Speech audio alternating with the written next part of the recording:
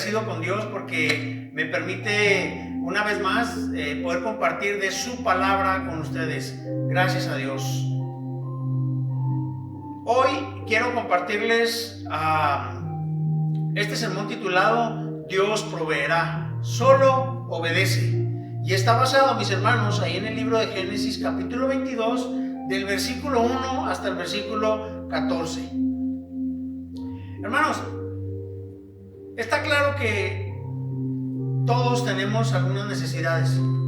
Quizás haya escasez en alguna área de nuestra vida. Tal vez no tengamos todos los recursos que deseáramos o que esperaríamos tener. Tal vez quizás tengamos falta de salud.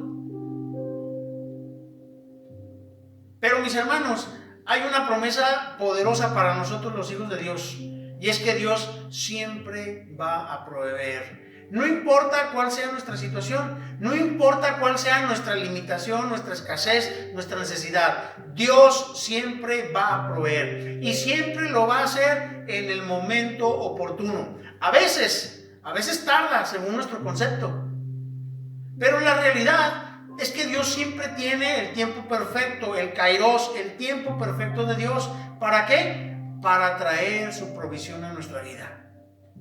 Así que, hermanos, especialmente en estos tiempos difíciles, especialmente en estos tiempos en donde pues hay tanto desempleo, en donde muchas fábricas, muchas empresas están cerrando, muchos negocios están cerrando por toda esta adversidad sanitaria.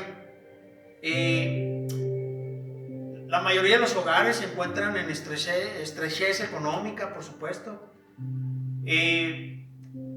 También hay necesidad de suplir muchas otras cosas, muchas otras áreas en nuestra vida, claro que sí. Y no se digan en lo que se refiere a nuestra salud. Pero mis hermanos, Dios a través de su palabra nos muestra que Él siempre va a proveer. Y es una promesa de parte de Dios para sus hijos. Dice el Salmo 37:25: joven fui y he envejecido, y no he visto justo desamparado, ni su descendencia que mendigue pan. Yo te pregunto, hermano, hermana, ¿acaso en tu mesa ha faltado pan? Claro que no, claro que no. A veces tal vez no habrá la abundancia que nosotros esperemos, pero no ha habido falta de pan. Y la promesa de Dios es que para sus hijos no va a haber falta de pan en la mesa. Gloria a Dios, gloria a Dios. A veces tendemos a desconfiar, tendemos a preocuparnos o inclusive hasta a estresarnos por diferentes necesidades que tenemos en nuestra vida. Pero mi hermano, agarrémonos de las promesas de Dios. Y una de las gloriosas promesas de Dios es que siempre va a proveer para nuestras necesidades. El Salmo 34:10 dice: los leoncillos necesitan y tienen hambre, pero los que buscan a Jehová no tendrán falta de ningún bien. Voy a repetir: pero los que buscan a Jehová no tendrán falta de ningún bien. Oiga, gloria a Dios. ¿Alguien dice amén? ¿Cuál es tu necesidad? ¿Cuál es el bien que tú necesitas?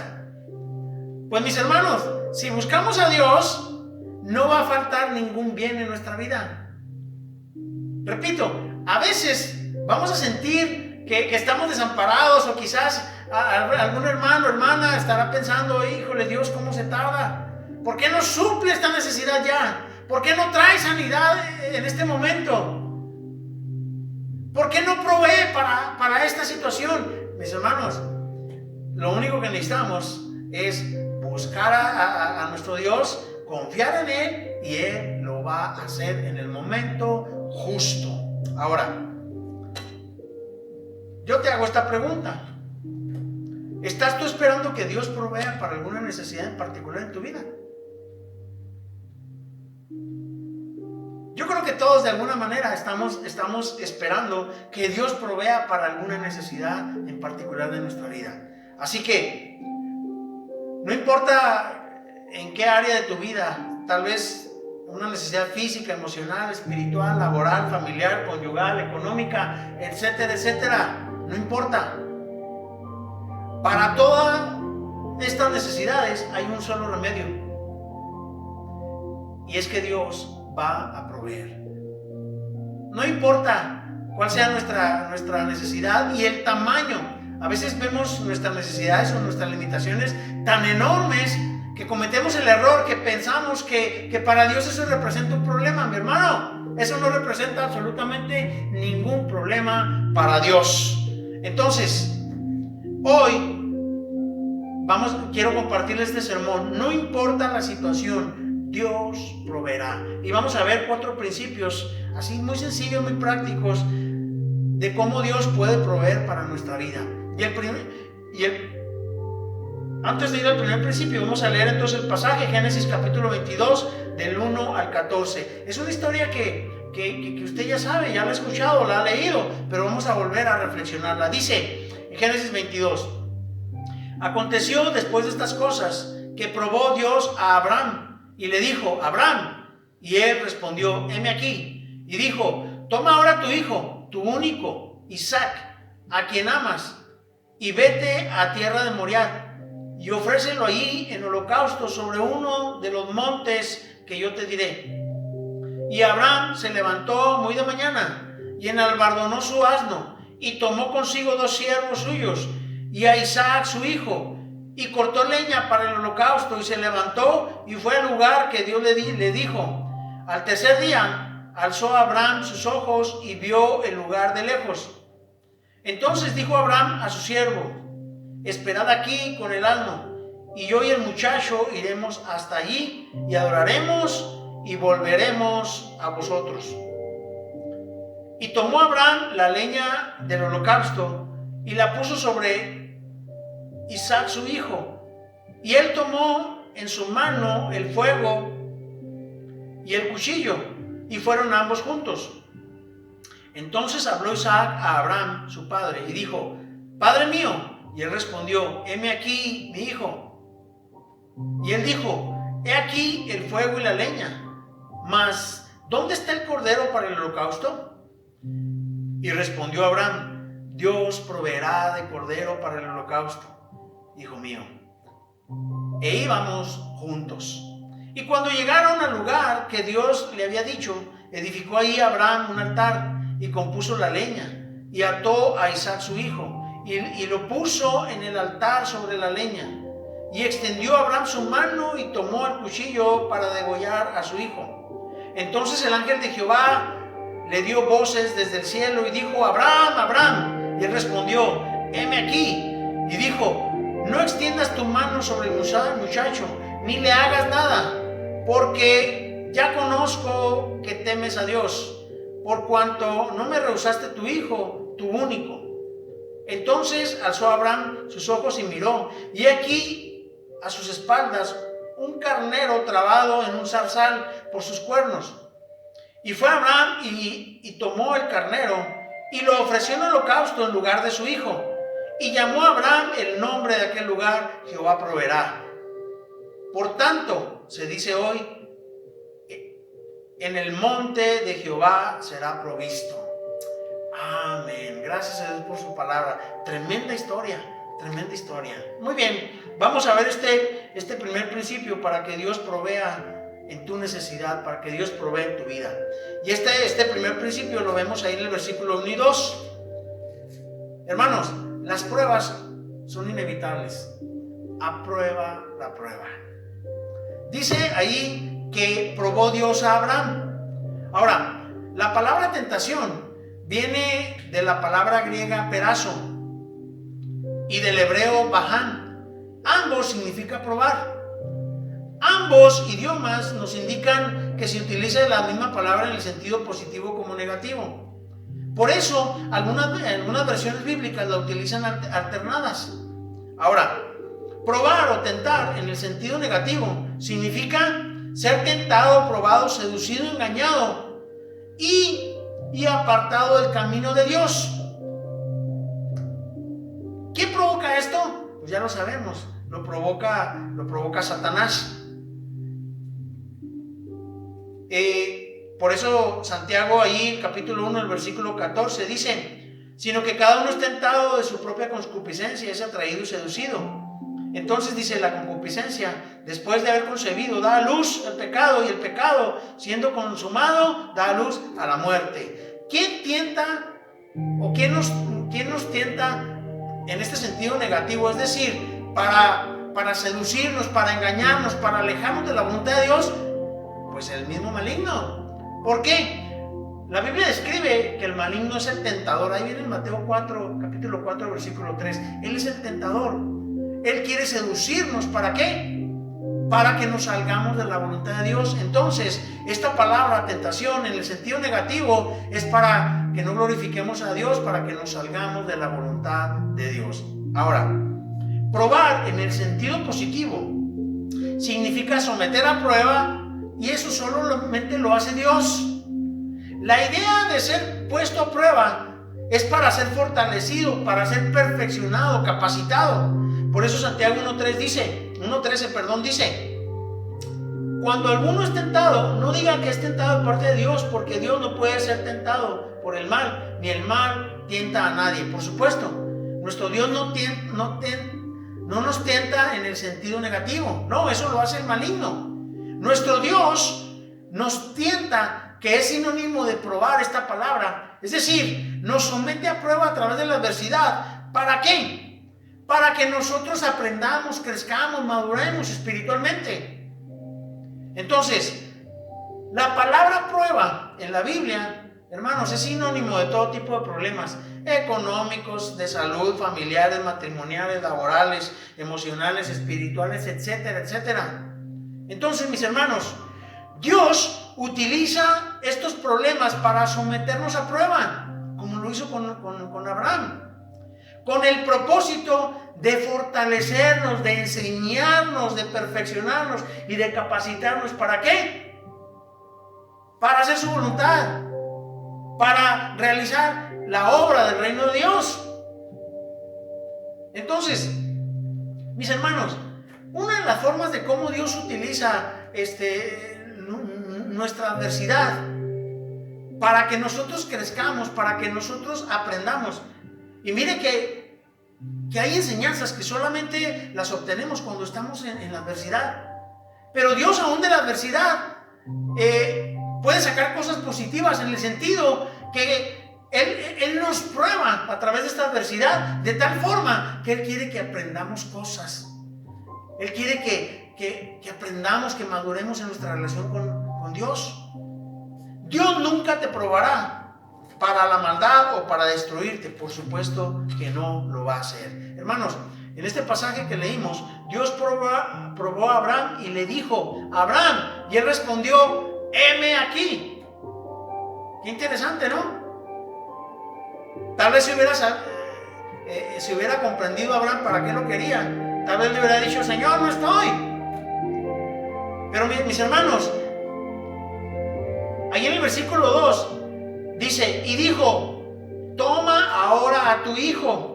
Fíjese qué increíble. Le dice, y le dijo, toma ahora a tu hijo, tu único Isaac, a quien amas. No solamente le dijo, oye, toma a tu único hijo, sino al que amas, al único, al que te prometí.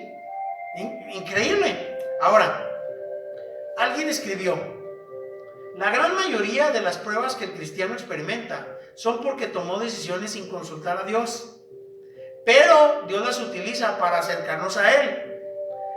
Las pruebas son herramientas de Dios para formar tu carácter y para que aprendas a vivir dependiendo de Él. Toda prueba representa un peligro o una oportunidad. Tú decides. Así es, así es. Nuestra adversidad, que en muchas de las ocasiones nosotros nos metemos en esa adversidad. ¿Por qué? Porque no consultamos a Dios, porque nos alejamos de Dios, porque tomamos decisiones independientemente de Dios y nos metemos en problemas. Pues muchas veces, aún esos problemas, Dios los utiliza como una prueba para nosotros. Pero en esta prueba, en la cual Dios nos quiere hacer crecer y madurar, pues tú y yo decidimos si la tomamos en ese sentido o no. Miren, lamentablemente conozco muchos hermanos y hermanas que pasan cada prueba y cada prueba y cada prueba, y lamentablemente no aprenden. No aprenden, ¿por qué? Porque no se agarran de Dios. Porque en la adversidad no buscan a Dios. Entonces Dios no puede mostrarles y enseñarles lo que Él tiene preparado para ellos en esa prueba. Hermanos, el cristiano no vive en la prueba, pasa la prueba. Las pruebas son para superarlas, por supuesto que sí, no para vivir en ellas. Hermano, no te debes de prolongar más del tiempo necesario en tu adversidad, en tu prueba. Hay cristianos que tienen toda una vida en la prueba. Pero mis hermanos, no debe ser así. Hermanos, hay problemas o pruebas que las hacemos eternas en nuestra vida. Por ejemplo, el pueblo de Israel, cuando fue rescatado del ejército de Faraón, cuando cruzaron el seco y finalmente ya estaban completamente libres, y ahora solamente tenían que obedecer a Dios para llevarlos a esa tierra prometida, a ese Canaán.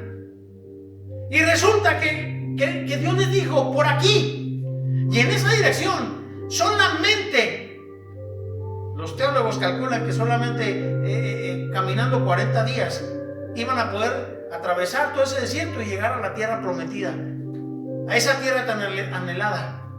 40 días.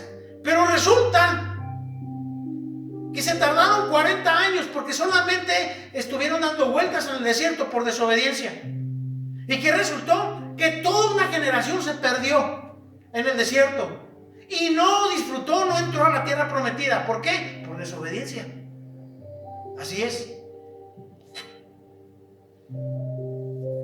Yo te invito, hermano, piensa en este momento, ¿cuál es ese problema, esa prueba por la que estás pasando en este momento? ¿Cuánto tiempo tienes luchando con esa misma prueba? Alguno dirá, no, pues yo desde que me casé, pastor.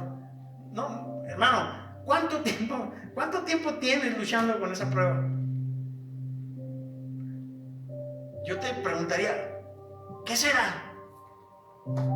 ¿Que ya te tardaste demasiado tiempo en esa prueba? ¿Por qué razón te tardaste tanto? ¿Será que luego estamos actuando como el pueblo de Israel en el desierto? Debiendo atravesarlo en 40 días, duraron 40 años y toda una generación se perdió ahí. Hermanos, las pruebas tienen un propósito. Primero, nos revelan quiénes somos verdaderamente. Así es. A través de las pruebas sabemos perfectamente quiénes somos y lo que profesamos. La calidad de fe que tenemos. Segundo, quebranta nuestro orgullo. Una de las cosas que Dios permite a través de la prueba es que nuestro orgullo sea quebrantado. Porque a veces solamente cuando nos encontramos ya hasta en el fondo, cuando topamos fondo, es cuando entonces sí doblamos orgullo, doblamos rodilla y clamamos nuevamente a Dios. Las pruebas también tienen el propósito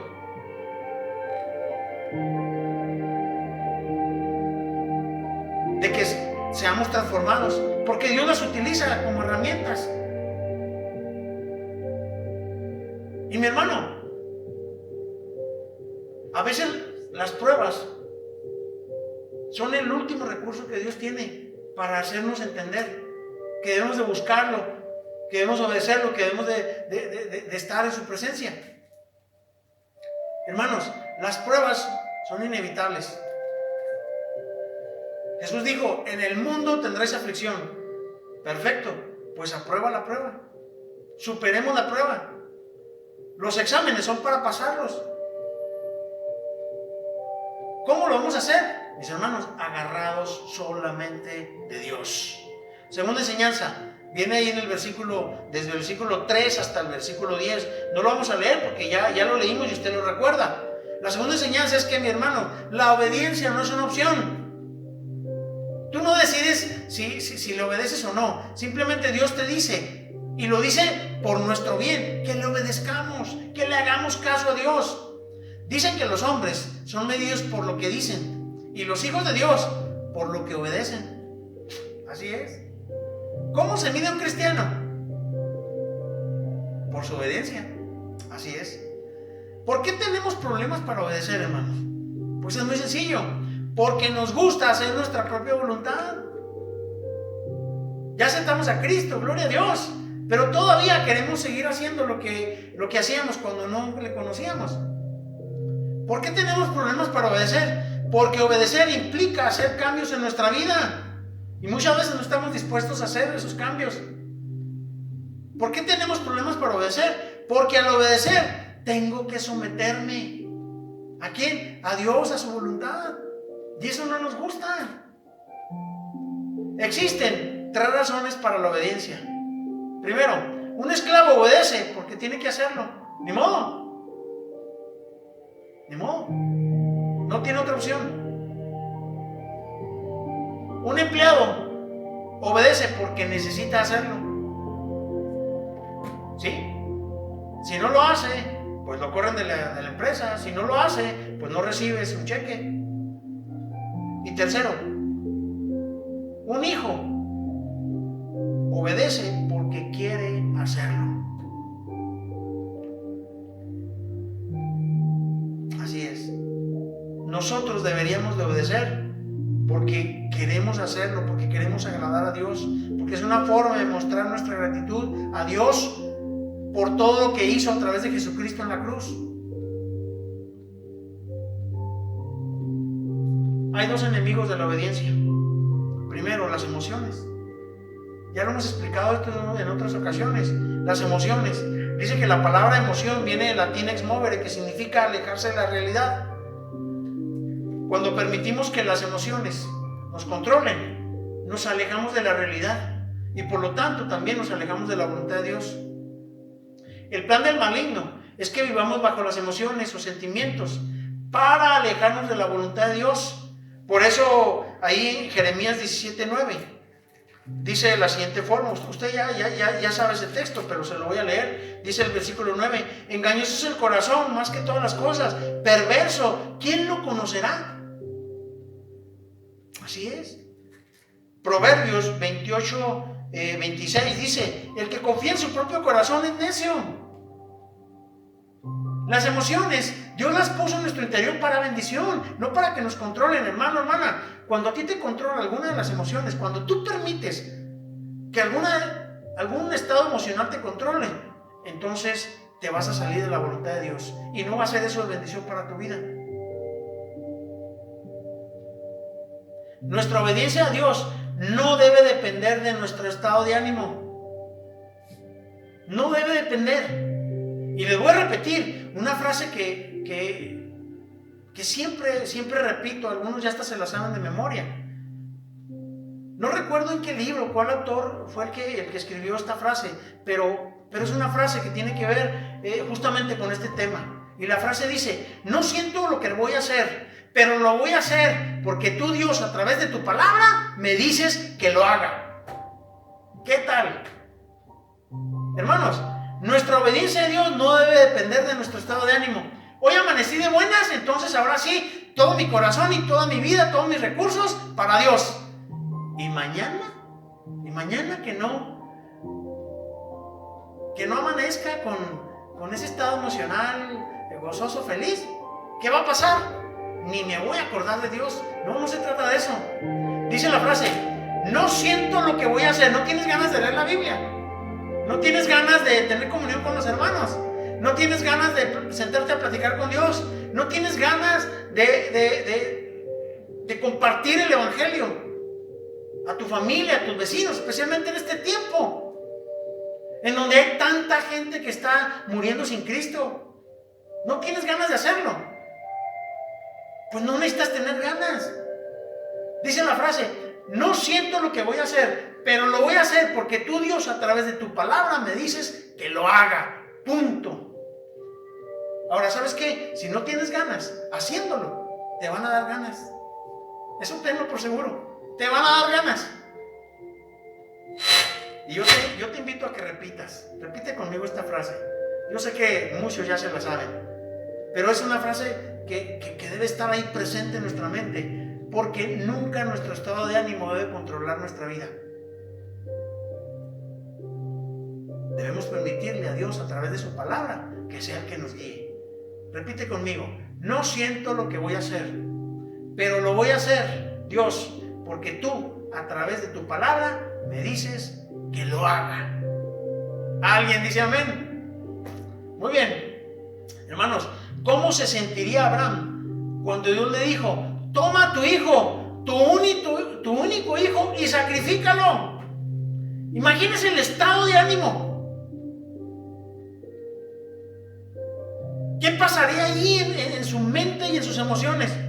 Terrible, ¿no? Terrible. Yo digo, o sea, pienso que Dios lo llevó al límite a Abraham. Seguramente Abraham dijo, pues ¿sabe qué dijo? Dijo justamente esta frase, aunque todavía no se escribía. Y dijo: no siento lo que voy a hacer, Dios, pero lo voy a hacer porque tú, Dios, me estás diciendo que lo hagas, porque creo más en ti, ¿sí? que en mi estado emocional. No sé cómo le vas a hacer, Dios. No sé cómo le vas a hacer. Mi mente no concuerda, no checa con lo que tú me estás pidiendo, Dios.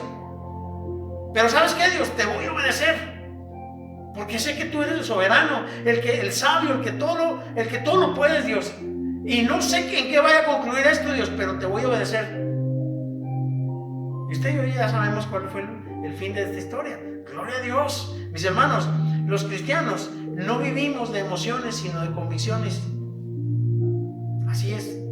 ¿Y cuál es nuestra convicción? La palabra de Dios, mi hermano. Esta es nuestra convicción.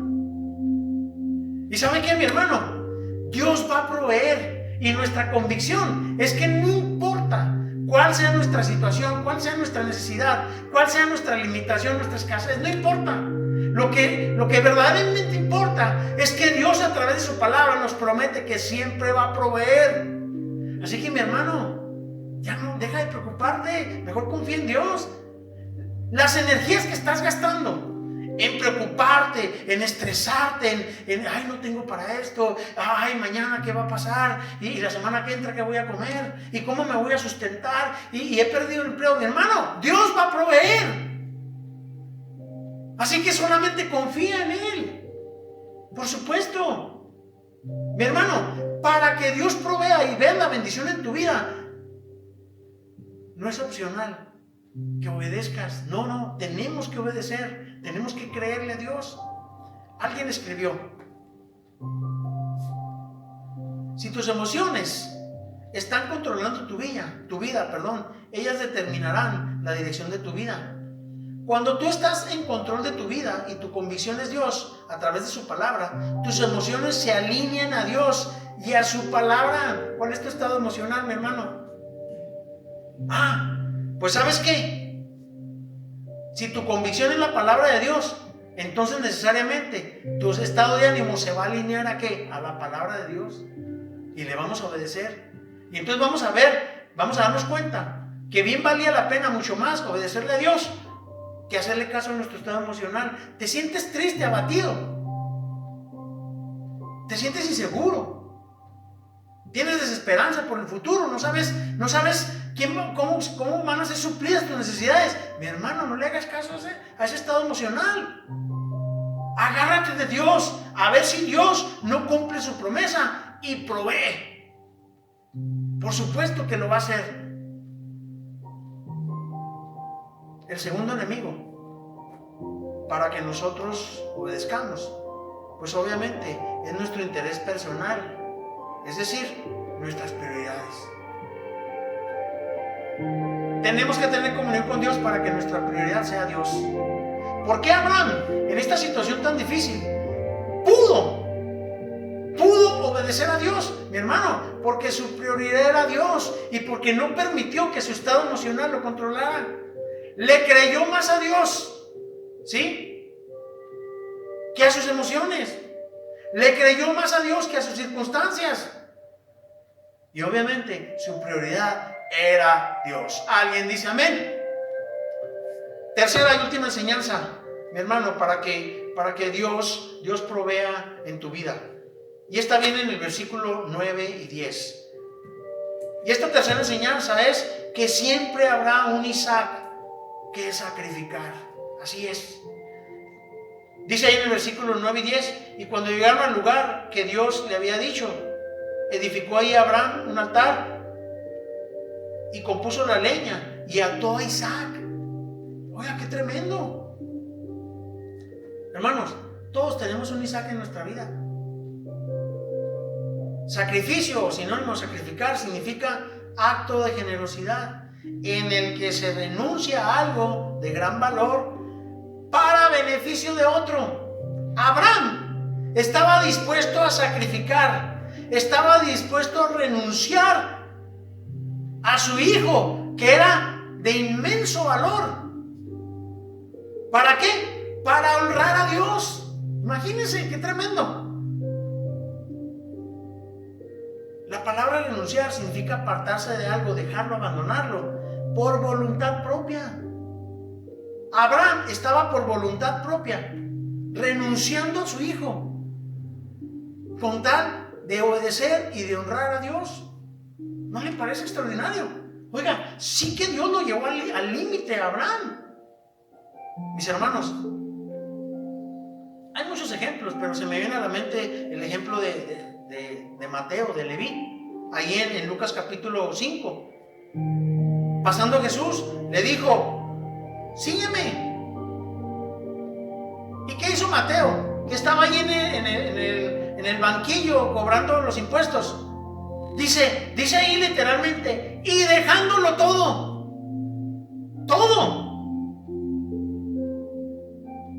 Dejó su trabajo tan prestigiado, muy deshonesto, pero prestigiado en el sentido que obtenía muchas ganancias. Lo dejó. Dejó a sus amigos, a su familia, dejó su casa, dejó su trabajo, dejó absolutamente todo. ¿Para qué? Para seguir a Jesús. Hermano, tristemente existen personas, y aún cristianos, que quieren seguir a Jesús, pero sin renunciar, sin sacrificar a nada. Y eso no se puede, mis hermanos.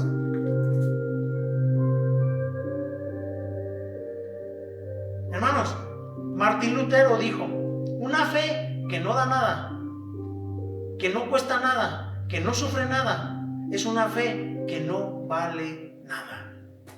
Yo le podría agregar un poquito más a esta frase. Dice, una fe que no da nada, que no sacrifica nada, una fe que no cuesta nada, que no sufre nada, es una fe que no vale nada. ¿Tienes fe en Dios? Yo espero que sí. Pero esa fe se tiene que ver reflejada ¿en qué? En la capacidad de renunciar a lo que Dios nos pida. Todos tenemos un Isaac que sacrificar, por supuesto que sí. Yo te pregunto, ¿qué has dejado o qué has sacrificado por seguir a Jesús? ¿Qué estás dispuesto a sacrificar por Jesús? Mis hermanos, ahí en Lucas capítulo 9, del versículo 57 al 62, Jesús nos narra una historia en donde tres hombres le dijeron a Jesús que lo querían seguir. Pero los tres, cuando Jesús les explicó lo que significaba seguirles, no quisieron renunciar ni a las comodidades, ni a la codependencia de sus relaciones personales, ni a su vida social. Hoy, tristemente, también hay muchos cristianos que cuando nuestro Dios les pide algo, no están dispuestos a renunciar. Alguien todavía estará pensando, bueno, ¿sacrificar qué? ¿A qué tengo que renunciar? Porque esta enseñanza nos dice que siempre habrá un Isaac que sacrificar. Bueno, ¿qué es lo que tengo que sacrificar en mi vida? Pues mi hermano, primero, aquello que cautiva tu corazón y que ocupa el primer lugar en tu vida. Necesitas renunciar a eso. ¿Para qué? Para que nuestro Señor Jesús sea el que ocupe el primer lugar en tu vida. Segundo, a aquello que te agrada tanto, pero sabes que te aleja de la voluntad de Dios. Si hay algo que te agrada tanto, sí, y te das cuenta que por vivir, por practicar aquello, te aleja de la voluntad de Dios, entonces debes de renunciarlo. ¿Qué es realmente importante para ti? Pues mira, pueden ser tus bienes, tu escuela, tus hijos, tu familia, tu tiempo, tu pareja, tu dinero, tus amistades, tus planes, tus metas, tus proyectos, etcétera, etcétera. Si algo de estos te aleja de la voluntad de Dios, entonces debes renunciar a ello. Así de sencillo. Abraham amaba a su hijo, a su único hijo, y fue capaz de sacrificarlo. Bueno, obviamente no lo sacrificó, pero él estaba completamente decidido a obedecerle a Dios. Si Dios te pidiera algo, ¿estarías dispuesto a sacrificarlo el día de hoy? Cuarta y última enseñanza, y con esto terminamos. Dios va a proveer. Sí, por supuesto. Dios proveerá.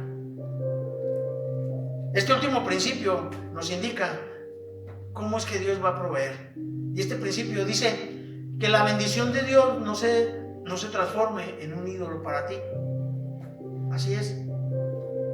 Para que Dios provea para tu necesidad, no debes permitir que la bendición se transforme en un ídolo en tu vida. Hermanos, sin duda alguna, Isaac fue una gran bendición para Abraham y Sara. Pues claro que sí. Era el hijo tan esperado. Ya sabemos la historia de ellos. Sara con 90 años y estéril. Abraham con 100 años. ¿Cuál era la esperanza de que ellos tuvieran descendencia? Ninguna. Pero Dios lo prometió. Entonces este era el hijo tan anhelado. Mis hermanos, a pesar de su gran amor por su hijo Isaac, su único hijo, Abraham estuvo dispuesto a sacrificar a su hijo. ¿Por qué? Porque amaba más a Dios que a su hijo. ¿Cuántas veces las bendiciones que Dios permite en nuestra vida, luego terminamos amando más a esas bendiciones que al propio Dios? Así es. En muchas ocasiones Dios nos bendice y equivocadamente terminamos amando más la bendición que al Dios de la bendición. Grave error. Grave error. Hay un ejemplo del rey Usías ahí en 2 Crónicas capítulo 26. Dice el versículo 16: mas cuando ya era fuerte, oiga, comenzó a reinar y comenzó a obedecer a Dios, y Dios prosperó grandemente al pueblo de Israel. Dice: mas cuando ya era fuerte, su corazón se enalteció para su ruina, porque se rebeló contra Dios. Cuando ya era poderoso humanamente y Dios lo había prosperado tanto, se olvidó de Dios, de quien lo había prosperado y quien lo había puesto en ese lugar. Igual le pasó en varias ocasiones a Israel. En el periodo del profeta Oseas, ahí en el capítulo 13, dice, mire lo que dice el pueblo de Israel: en sus pastos se saciaron y repletos. ¿Quién proveyó los pastos? ¿Quién los bendijo abundantemente? Dios. Dice, en sus pastos se saciaron y repletos. Se ensoberbeció su corazón. Por esta causa se olvidaron de mí, dice Dios. Dios le enseñó a Abraham, mis hermanos, que la bendición nunca debe ocupar el lugar del dador de la bendición. ¿Quién? Nuestro Dios. Y quiero concluir con esta forma, hermanos. Aún en las pruebas, Dios proveerá. Mis hermanos, lo único que necesitamos es obedecer. Claro que sí. Jehová Jireh, Dios nuestro proveedor. ¿Alguien dice amén? Gloria a Dios. Vamos a inclinar ahí nuestro rostro, a cerrar nuestros ojos. Padre Santo, gracias, Señor. Gracias, Dios, porque no importa nuestra necesidad, nuestra escasez, nuestra limitación, Dios, tú nos has prometido que vas a proveer, Señor, y así lo haces, Dios. Ayúdanos, Señor, a confiar a tal grado como lo hizo Abraham, Dios.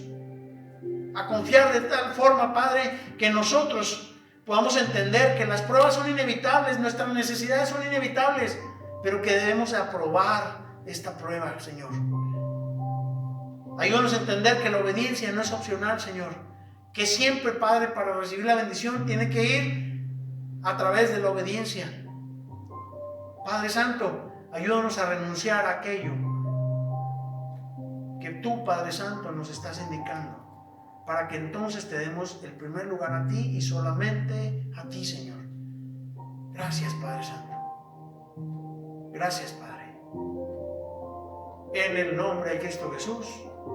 Amén. Amén. Voy a concluir haciendo una invitación para ti, para ti, amigo, amiga, que sabes perfectamente que no tienes una relación con Dios y que tú quieres que Dios provea para tus necesidades.